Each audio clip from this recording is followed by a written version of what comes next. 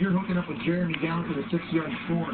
I like a guy who can pass and run. He has 4 total touchdowns. No player in the Football Bowl subdivision has had more runs of over 10 yards in the last 2 years. This one from 14 yards out. And then back to pass one more time.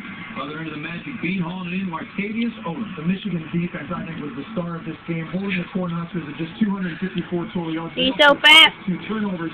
Michigan wins 45-17. Get up the black shirt, funny good. That's not this. Indiana, Michigan State, Spartans, senior day there.